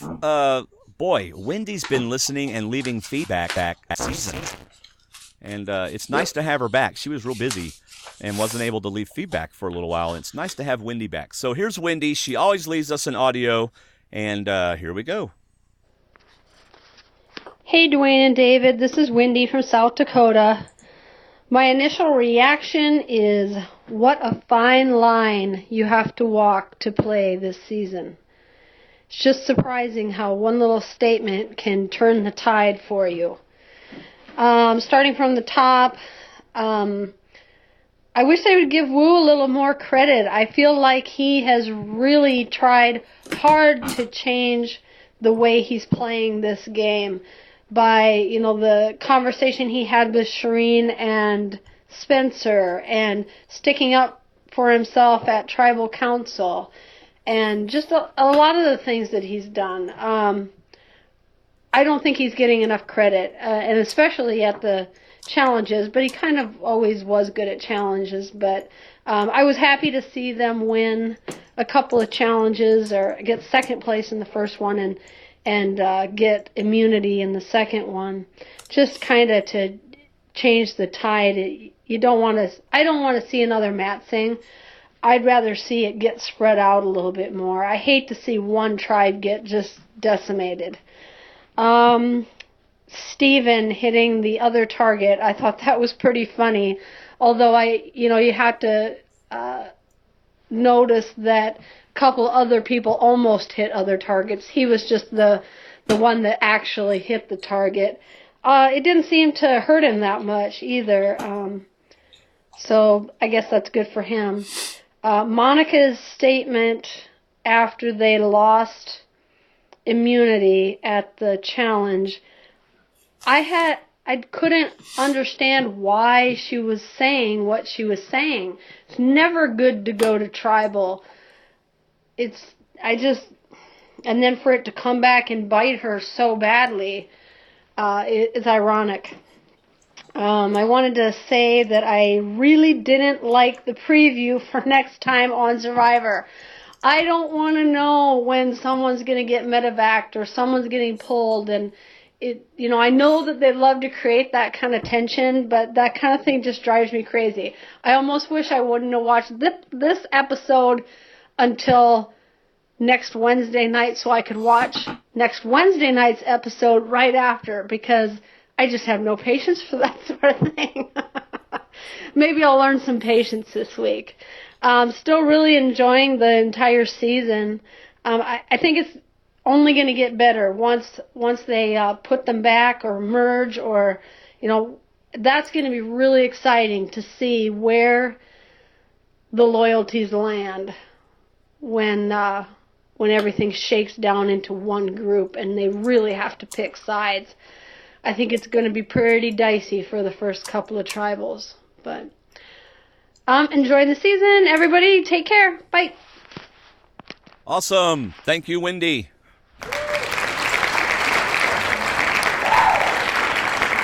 I wonder. Sorry, I didn't mean to interrupt the crowd. No, feel free to talk over the crowd. Shut up, crowd. It was almost as if Fishback put the sandbag in, pulled the strap back, let it go, and started walking away saying, I'm done, somebody else come and do this. And all of a sudden, boom! Oh, I hit something. Oops. Yeah, but it was the wrong board, and it counts. And it counts. That's right. Oh, man. She made several good points in that, and unfortunately, I don't remember what they all were. But, I know a couple of them were the same ones we had made in the show. So, obviously, Wendy, you are a very, very discerning person. Amazing. I don't know if that's a compliment, though, that she made the same points we did. All right, we have another feedback. David, I'll let you say his name, and David's reading it. I want to say it's Shannon. You think it's Shannon, not Channon? Well, anyway, go ahead. We might find out next week. Oh, I'm sure we will. Hi, guys. I couldn't stop dancing in front of my TV when Kimmy orchestrated the beautiful move against Monica. Nothing against the former Galoo member, but I was really worried for Kelly last night and for Kimmy in the long run. I am so proud of her for keeping the Varner spirit alive and really thinking on her feet. In addition, something that David said last week got me thinking of the extremely positive edit the 4 Kagayan players are getting. Do you think there's a chance we are heading to a dominant alliance of these 4 to go to the end? Thanks, Shannon. Got me thinking, what did I say last week? You said no one's noticing that there's this many Kagayan players still, and there's this many Blood versus Water or whatever. Yeah. I absolutely think we could get a Kagayan reunion. Of all the people, whether you liked them or not, there were people in Durham and Maine that I probably wouldn't have trusted to align with. But if I knew I was going back to play with them again, I would absolutely contact them. Yeah. It's all these people doing pre-align. Absolutely. Because they knew me, I knew them. I respect them. I might not like them, but I respect them enough that I would certainly try to align with them since everybody else is doing pregame stuff. Yeah. All right. Thank you, Chanin. All right, next we have Steve. Steve is an graphic artist out of New York, I think. I think he's in New York. Yeah, he puts up our voted out. The art. And great job. Awesome. Because of the last couple of weeks, people have been posting in our Facebook group, kind of spoilerish who got voted out before people in Australia and stuff got to see it. Mm-hmm. We put up a pinned post that said, nothing until 9 a.m. the next day. Eastern Time, United States. And he messaged me and said, wow, I'm glad you put that because at like 4 a.m. I was going to go ahead and put it up. And I was like, oh, good. I'm glad you Thank you, Steve. Yeah, thank you. So you can come to our Facebook group and not be spoiled. It's great. And also you won't get bugged by a bunch of sunglasses people because we don't let them in. Yeah, really. All right. Hey, D&D. You guys know there is a red flag when Monica, or anyone, gets a lot of airtime in the beginning, LOL. Monica, remember to relax. If they like to get all the food from the sea, don't worry about it. Just go with it. At the challenge, Jeff was saying her name every 2 minutes, like a Sunday picnic at the church, LOL. The challenges. What do you guys think about having 2 winners at each challenge? Do you think they will go back to 2 tribes or ever merge soon? I think there should be only 1 winner, not 2. People might think, hey, if I don't get first place, second is good, no big deal. You can always tell who is going to win the challenges with the music in the background, that's true. Funny to see Steve F. helping out the other tribe at the challenge. Jeff would say, that counts. I want to address this. So, yeah. I think they are going to go back to 2 tribes before they merge. I think they're going to do that. I think that's going to be awesome, too. Just like the Philippines. Yeah. And, Steve, that's one of the things I was talking about was I liked the fact that the reward challenge, first place was a significantly better reward than second place. I did like that. And unless you're going to have 2 tribes going to tribal council, you got to have 2 winners for immunity. I like that we get 2 challenges, basically, or 2 finishes. We get a winner, and then we get 2 teams fighting for second place. So we really get, 2 finishes out of 1 challenge for both challenges. I also want to... Mike K mentioned that Prope said in his Dalton interview that Steven actually asked him what happens if you hit another tribe's target.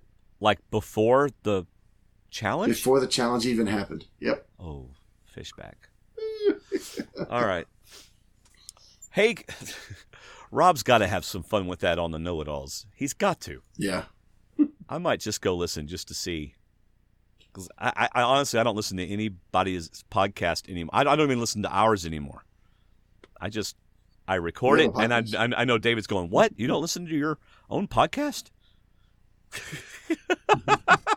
I don't think I've ever listened to one all the way through. I just finished a really good James Patterson book. But anyway, back to Steve's feedback.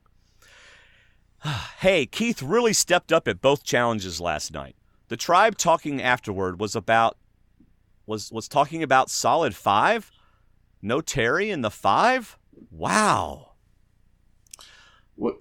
Terry made it convenient for him. Yeah. He made it convenient for them to go off and pick who they're going to vote out first if they lose. And according to Kelly, she's been, really pushing to get, what was it last week? She talked about pushing him under the bus. She's been working really hard. So, What do you think about Jeremy's game? Do you think he is doing well in the game? He has the idol. Nobody is talking about him well on the show, or about voting him off. Everyone likes him. I think he has a shot to go far. No? All right, I'll address this. All right. No.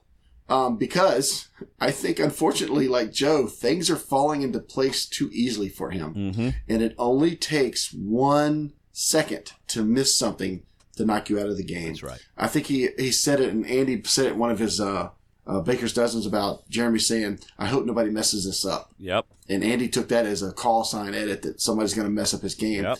And things are it's almost like it's too easy for Jeremy in this game. And this is the Jeremy I wanted to see in Blood versus Water. I really like Jeremy. He's very likable, very athletic, but it's almost like it's too easy right now. Yeah. When things are too easy, things are wrong. Things are not. Something's going to trip. And they've done some other foreshadowing. His whole I think Jeremy's downfall is going to be the fact that he's got a pregnant wife back home. I think that's going to be his downfall. Thank you for bringing up foreshadowing, because him calling Monica's blindside cool, I wonder if he'll say that when he gets blindsided. Yeah. That's a good point. Man, you are hitting all the marks with the tonight. idol.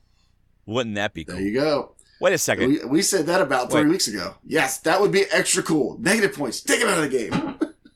Wait, Jeremy is on your team, so yeah. No, he's on yours. He's yours. Are you sure? I don't have a... That's your idol. Yeah, Kelly's got my idol. Oh, yeah. Jeremy's got your idol. Oh, great. I got my... He was a top... I got my page all mixed up. I have such a horrible memory, David. Mikko's challenge tonight ought to be great. So sorry, Steve. I don't agree that Jeremy's going to go far. My opinion, I think he's going to get And tripped. I agree with David, so... I think probably very early jury member. Oh, okay. I think Monica shot herself with the Girl Alliance speech. Yeah, she did. She told the wrong person, Yeah. Your name is not on the chopping block. Why are you saying anything?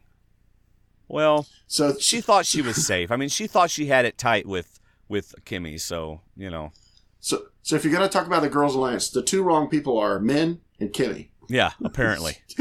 Every other woman would probably be fine with it.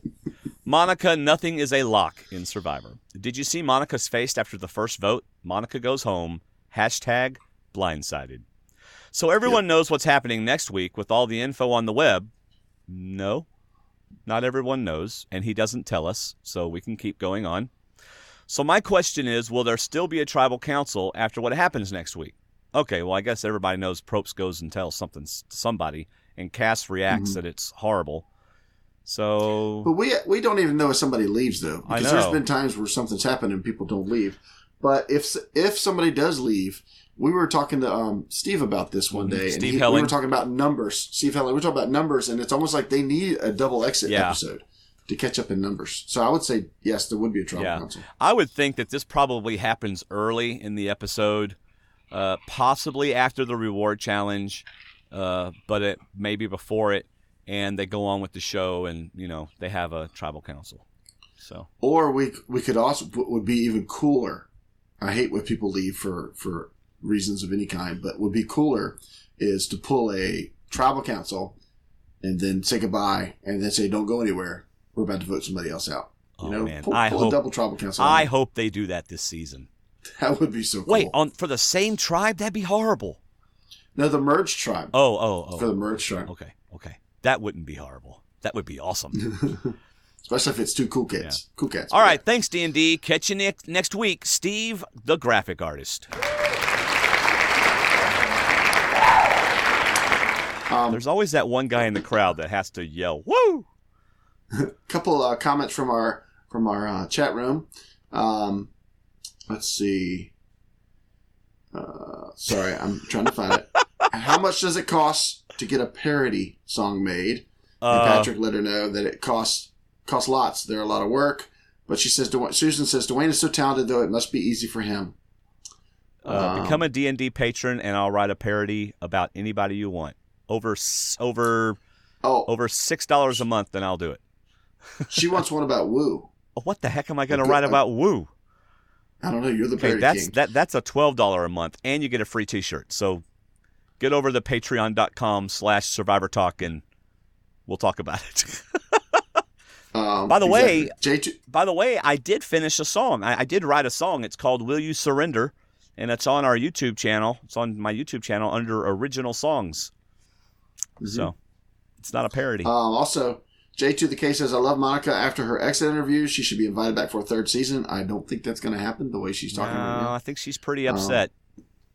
Susan had a good question about old school, new school. Isn't everyone else on a new season player but Terry on his tribe? And J2the K answered, yes, there's new school players. Didn't yes. Monica didn't even call in for Dalton Ross's exit interview, which makes did he even have a Survivor Talk video episode this week? Well, I don't know. I don't think he did because he might have done that, but she didn't even call in for him. She overslept or something. Not EW. No. Yeah. Patrick just made a great suggestion for a parody. What? A boy named Woo from Johnny Cash's. Oh my gosh! A boy named Sue. That would be great. All right, I tell you what, man. If we get to 30 patrons sometime before this weekend, we're at 28. We only need 2 more. Then I'll write a Woo parody called "A Boy Named Woo." Oh my gosh! And I'm announcing. Awesome. I'm announcing an entire band competition with 16 bands this Saturday. I'm going to be exhausted, but I'll do it. Hey, and Survivor Encyclopedia Mike came up with some numbers for us real quick. They started with 20 players. Finale is going to be Wednesday, December 16th. I believe they need 2 double boot episodes, so I say yes, they will go on and boot someone. Yeah, I do too. 2 double boots. Oh, I hope it's double tribal council. Yeah. I hope that would be awesome. Yeah. All right, let's go. Barry, now this is a situation where on our Facebook group, Barry made a comment, and I said, I really want to hear your thoughts on this. Send an email to feedback@Survivor Talk. We'll talk about it tonight. So Barry did, and David's going to read Barry's feedback. First time. Barry's addressed to Dwayne. So here we go. Good afternoon, Dwayne. Last night's episode was great. I really enjoyed this one. I think Monica pretty much engineered her own demise. She had a pretty poor performance on the reward challenge, and while the other teams looked like they were pushing it, she seemed to be on a stroll retrieving the bags. There didn't appear to be any sense of urgency in her performance. Right. Well, yeah, she felt like she was safe. Yeah. And really, they didn't give us any indication that her poor performance in the reward challenge had anything to do with it. Yeah. Oh, absolutely. Yeah, it just moved on from there. Right. I'm not saying that it didn't. I'm just saying that I think it was really more of Kimmy just had a vendetta against her, and then Monica tried to. Well, we've already talked about it. So yes, I agree with you, Barry.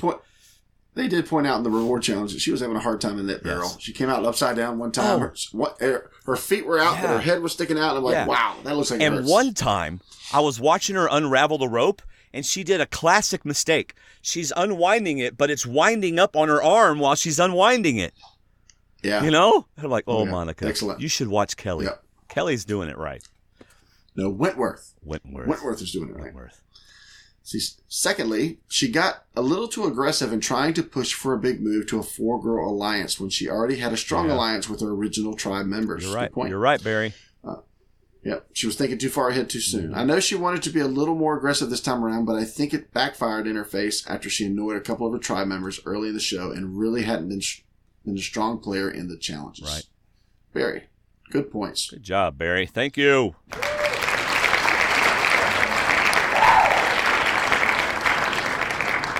Oh, I'm having a good time tonight. You know what, David? Before we get to our next segment, I decided, because just to be honest with you, my blood pressure has been through the roof, ridiculously high, that I was going to stop drinking Monster drinks and Red Bulls. And I bought a V8 Fusion energy drink. and it gives me just as much energy whenever I'm needing it, and it's healthier for me. So that's what I had about an hour before we started. Much healthier. Hello, is David here? I'm listening. Much healthier and much better for you. Yeah, yes. okay. I'm looking because we have a late feedback. Ladies and gentlemen, a late feedback. What, like an email? And I would read it for anybody, but because it's Mike K, I definitely want to read it. He dropped in a late Mike feedback. K should know better. If Mike K had a show and I submitted feedback late, Mike K would not read it. But we are going to read it from Mike. Go ahead. Because we love Mike. But the funny thing is, remember when you said, is it all right if we start going live or just go ahead and start the broadcast? Mm-hmm. That's when it hit my mailbox. Gosh, Mike, come on. 9:57. Come on, Mike. But he answers my questions. All right, go ahead. He did his encyclopedia work. He said, David, you asked me if they had ever done a hero reward challenge before, and I forgot, capital letters forgot, so this is a momentous occasion when Mike K actually forgot something, that in San Juan del Sur, the first reward challenge was a hero challenge, where Hunapu won rock, paper, scissors, and chose Jeremy to represent them, which automatically made Val represent Koyopa. Ah, I forgot all about that. That's true. That was a hero challenge. Yeah. When all of a sudden last week they started featuring stories about players that knew Bayon and knew Takeo, I figured Angor was finally going to win an immunity challenge. When Monica started getting confessionals last week about voting out Spencer, I started to suspect she would be voted out this week. Yeah. Then the press images for this week had tons of images of New Bayon camp and lots of images of Monica. I figured she was toast. Yeah. So this is how Mike makes his picks. He does his research. I know. He checks out the commercials and everything. I mean, that's all he's looking at is the commercials and stuff. Also, of the 5 players voted out, 4 of them were among the 8 players that did not get a confessional during the premiere 9-minute intro. Let me read that again.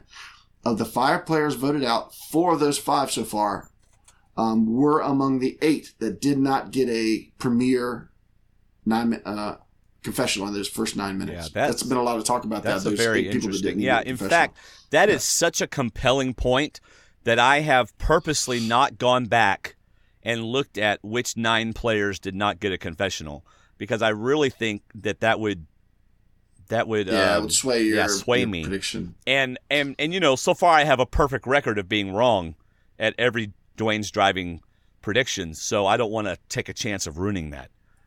Well, now I get my favorite thing of not appearing in any videos, because I said if I got it right, I wouldn't appear in any more videos. No, you got to not do that. Next one won't be from work. I know. Well, I'll be wrong next week, so it won't matter. Okay. So my streak will end.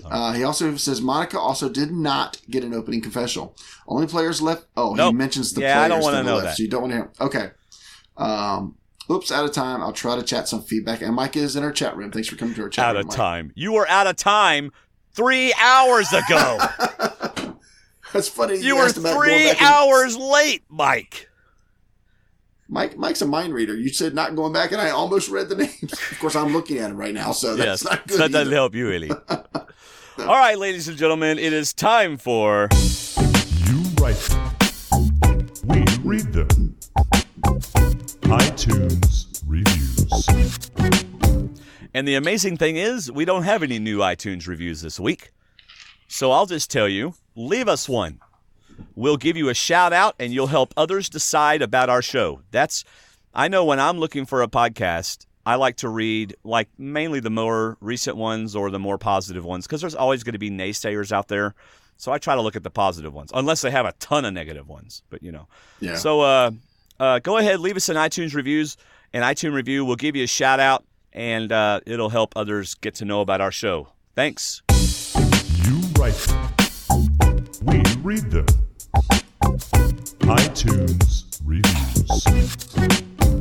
That's funny, because I never used to read reviews, but I buy a lot from Amazon for work. Yes. Which I can't use that thing that we have. And wait, why can't you? Because of where I work. Oh. Can't go that way. So anyway, I read reviews like crazy. Oh, yeah. Especially technical reviews, because they talk about how long chargers last and things like that, stuff like that. Yeah. So yeah, reviews are very important. But don't you hate when you get a review that sounds like it's somebody that works for the company? Oh yeah, I hate those.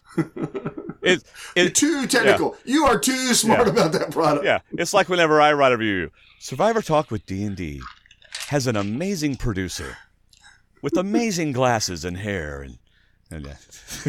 Yeah, you can find recommendations for this product on stwdd.com. Hey, you know what? Shopping Amazon. Shopping Amazon is awesome. That VA juice is All right, kicking in. you got Halloween coming up and you got Christmas coming up, right? Yes. Next time you want to shop Amazon, before you shop Amazon, go check out our website, and then if you get the inkling to go to Amazon from there, hey, we've got opportunities for you to explore the wonderful world of Amazon. Yes. It is time for Mikko's Challenge. It is time for Mikko's Challenge. Ladies and gentlemen, I am behind in Mikko's Challenge. I know you are not surprised. Oh, wow. David You really has are. 33 points. I have 24 points. I could pass him up this week if I got every single one right and David missed every single one. What are the odds of that happening? 0. Yeah, exactly. All right, all of you in the chat room, get ready to answer all the ones I don't know. Because you don't know this, but I'm actually Mikko. That's why I get all the good quotes. Yeah, that's probably true. All right. That would have been smart of me to do that. That would have been so good. All right, David, since you're ahead, do you want to go first or second? I'll go first. All right, quote number 1. I will continue to play it until my situation changes. Oh, that's Tasha, because I even said that quote in our podcast. Absolutely. Way to go, David.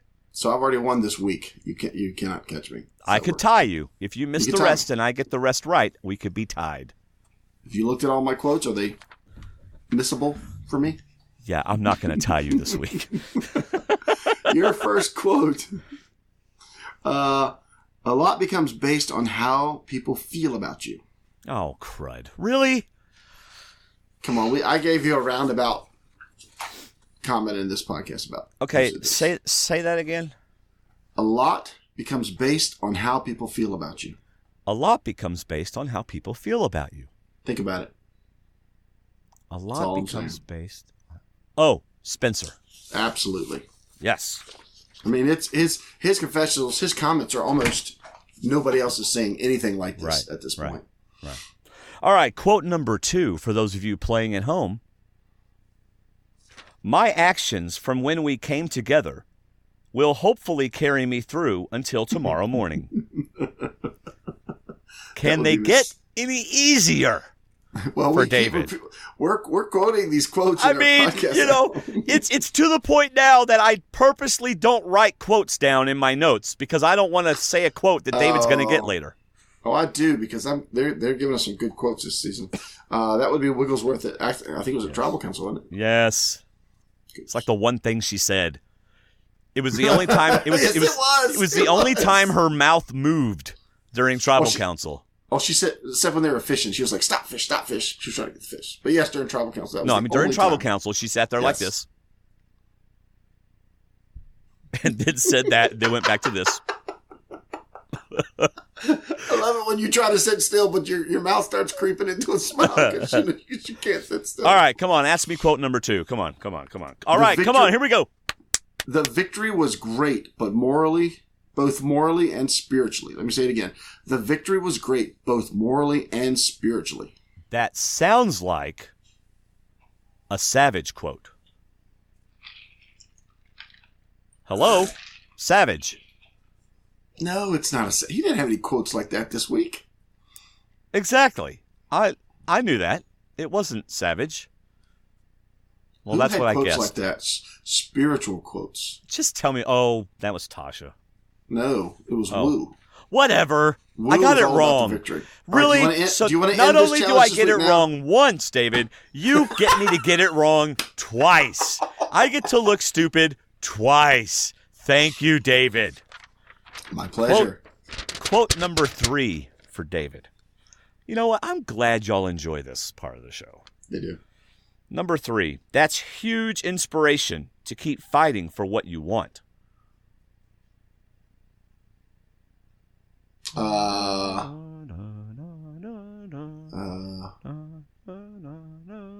Is that? Oh, that's Woo. Oh, Is that his mom's story? Yes, it's Woo. I was thinking Tasha. Man, I Oh, almost got that whatever. wrong. Your influence is really having an effect on me. I almost got it wrong. Number 3. Gosh. Watch this be a really hard one. If you miss this one, you might as well sign off right now. You ready? Okay. Yes. He's in a better place. Oh, yes! Oh, yes! Savage! I was actually scared I was going to get that. Shut up. I was actually scared I was going to get it wrong. I double checked. Okay, what tribe was Varner on? Was that Savage or Dietz? Okay, Savage. Oh, get this. What? Today I was telling Connie something about Dietz. I said something about Dietz, and she goes, I said, he's one of the older guys. She goes, is he the good-looking one? And I went, excuse me? What? What was that again? Anyway, I'm just playing. All right, number 4. Quote number 4. I try not to make waves. If you get this one, I will be surprised. Is that Monica? No. Why don't you guess again, David? Get it wrong twice. See, it sounds like something Kimmy shouldn't say, but it sounds like something Kimmy would say. It is Kimmy, but you got it wrong. I did. Which gives me an open door to regain the point I've already lost. Twice, because you lost 1 point twice. No, I don't get 2 negatives for that. All right, go ahead. All right, you should get this one. Quote number 4. I'm not living day to day. I don't even remember that quote being said, but it's a quote. I'm not living day to day. You should get this. This is going to help me. It's my Survivor hat. All right? Right. Wow. You know when I do that, it's like a spotlight right there. I'm going to say Monica said that. That would be a good guess. I It's don't not remember a saying guess. that at all. That's called intimate knowledge of the game, David. Okay, you say so. Yes, you got a point, Monica. All right. That sounds like something she would have said, but I don't remember her saying that. So I'm glad you got that one. How do you get your hat to not cover your eyes? All right, here we go. Number 5. It's hard to weigh which one is more dangerous. That would be Fishback. He said it at the end, right before Tribal Council. Because that's a line I actually had in my notes that I didn't get to say. Yeah, whatever. So, quote number 5 for you is very short. Oh, great. It's, you're welcome. No, it is not. It is. No, it is not. It's you're welcome. You've got to be kidding me. No. The quote is you're welcome. And now I can think of where it was said. Oh, I don't even want to. Think about it. Fishback said it. Yes, he did. Yes! I bet he said it at the challenge. He probably said it when he walked off. I mean, that's the only, that's the when only else person that would have said said it like that. That's right. That's right. Kimmy certainly didn't say it when Monica did anything. Nope. Not at all. Good guess. And Abby, no. Abby's never said it. You're welcome. All right. Yeah. All right, it's a here we pretty go. good bet that Wigglesworth has none of these comments except for the one that she made in the episode. All right. Number 6. I'm enjoying myself. This is great. That's Dietz. Oh, come on. Seriously? Remember, he was so happy that he went out and fished by himself. I'm trying to tell you. Yes, it was Terry Dietz, and you don't have to point out the fact that I didn't know who it was. This is not going to be a good season for you in the Mikko's Challenge because I am eating up all the dialogue that's being shared. I'm usually a challenge person too, but I love the camp life of this season. Yeah. I am. You know what? About the episode I stopped counting all the snakes, he's going to ask about it. Oh, thank goodness we're not getting an animal count. I'm like, get past the animals. All right, number 6 is a one-word quote. No, really? I'm just kidding. Oh. All right, go ahead. Quote number 6. We don't need to eat food. We don't need to eat food? That's Someone what the quote actually said that? I'm perplexed as well. We don't need to eat food. Who would have said that? Chat room, if you could help him with this, I'm sure he'd appreciate it. We don't need to eat food. Well, that's don't not need the to eat Takeo. It's going to be someone on Anchor. Because they want a tarp, but no food. Nah. Someone on Bion. I mean, is it the Monica Kelly? I mean, the Monica Kimmy thing. I want to just go out on a limb and say it was Monica. You had a 50-50 shot. It was Kimmy? It was Kimmy. What? But she's the one that was fighting for the food. Yeah, Mikko can fix that if that's wrong. If he might have wrote down the wrong name, but he or wrote Kimmy. Maybe it was said sarcastically, which would have helped if I had known that. You need to pay attention more to these episodes. Oh gosh, go ahead. Oh, it's my turn. It's your turn. Mm-hmm. Our net viewership during this time has decreased by about the same amount as my points. All right. Quote number 7. I have to play it cool.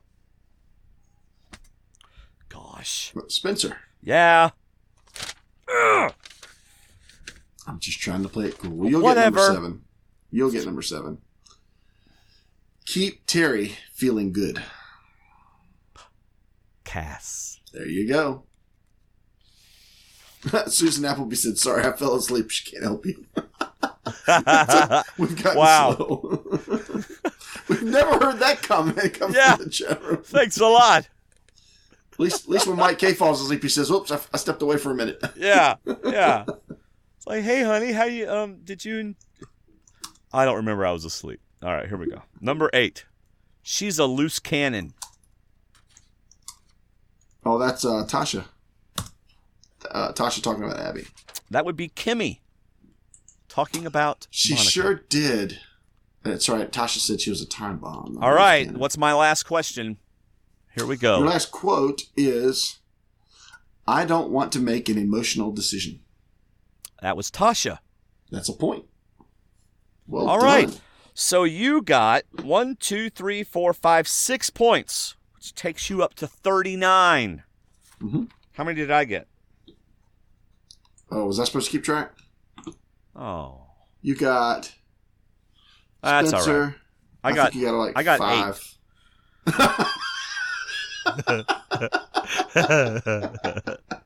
I don't think so. All right, what did I get? I don't know. I'd say 4 or 5. All right, whatever. Good thing Mikko takes care of this, not us. Yeah, thank you, Mikko. Thank you. It is time for Mikko's challenge.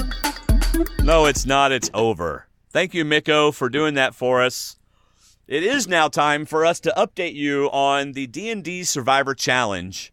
As you know, me and Steve drafted the Cool Cats, and David and Andy drafted the Nerd Herd. Andy is the writer of The Baker's Dozen over on TrueDorkTimes.com, and Steve is a senior editor at People.com magazine. So those are our teams, and I think David lost another team member. David and Andy did.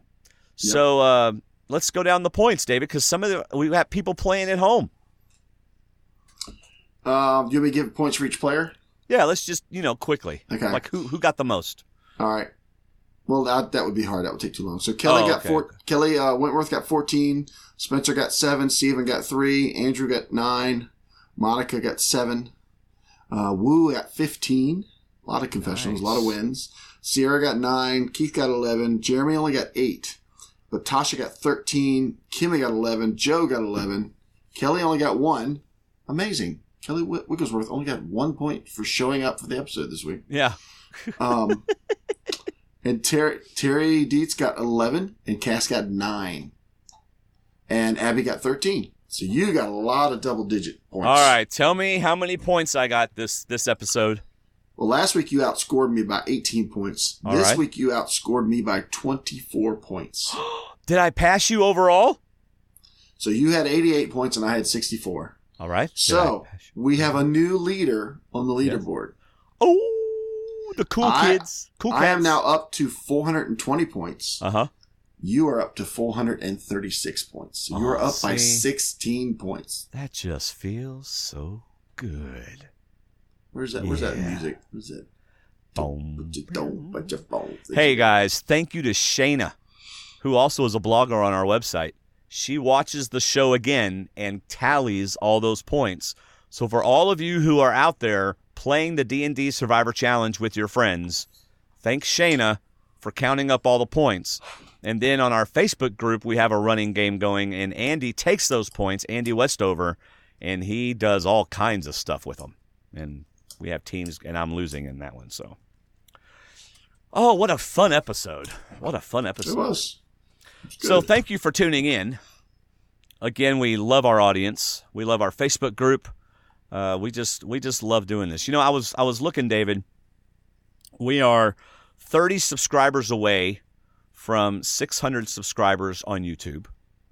Mm-hmm. And that's my YouTube page, so I'm sure some of them may just, are my family that don't even watch, but most of them are Survivor people. And our Facebook group is just a little bit away from 800 people. That's crazy. Crazy, wow. David. I mean, awesome. I'm just overwhelmed by it. So thank you all for watching and listening and sharing and clicking the like buttons and all that kind of good stuff. And it just, makes us feel good. And yeah, we are 14 people from 800. Oh, that's awesome. All right. Of course, a huge thank you to our D&D patrons who support us monthly with as little as $1 a month. And they also get some decent patron perks. In fact, let me show you my new wallpaper for my phone. It's kind of hard to see it, isn't it? There you go. Oh, it went away. Anyway, it's a Survivor Talk logo, which is pretty cool. Patrons get that. And you can go to our Patreon page, patreon.com/Survivor Talk. Of course, there's a link on our website, and read all about that. If we get to 30, I guess I'm writing a parody about Woo. So that'll be fun. Yep. So, a boy named Woo. That's good. I like that. If you want Survivor Talk all week long, join the Facebook group, stwdd.com/Facebook, and follow us on Twitter @Survivor_Talk. Remember to check out our website. We have 4 bloggers, so we've always got new content going up during the week. And so do that. And, of course, while you're there, decide to go shop Amazon afterwards. Christmas is coming up. So any final words, David? Yeah, if you get bored and need another podcast to listen to, we just recorded a movie talk podcast with Dan Foley where we talked about Top Gun. Yes, we did. That was fun. If you want to hear 3 guys laugh a lot and joke on a movie. Oh, my gosh. That's what you want to hear. Of course, we do that anytime we get together. We laugh a lot and joke on things. Yes. And also this weekend, Sunday afternoon and Sunday night, we will be hopefully concluding. I hope it's going to be a conclusion of our Durham Warrior Survival Challenge cast reunion. Oh, awesome. And there will be a former survivor on the early show, which is from 3 to 5 Eastern. We're doing 2 shows Sunday? Yes, we're doing 2 shows. Actually, we're doing 3 segments. A 3 to 5 segment, which probably won't run the full 2 hours. But then we're doing it, and then Sunday night at 9:30, we're going to bring on some more cast members. And then hopefully at 10:30, we'll have the end of it. By then, Dwayne will probably be asleep. Dwayne's just going to turn it on and we connect. You know what I'm going to do? I'm going to turn the thing on, and I'm going to go watch football, and you can text me when it's over. Every now and then he's going to come back by and go, oh, I'm still there.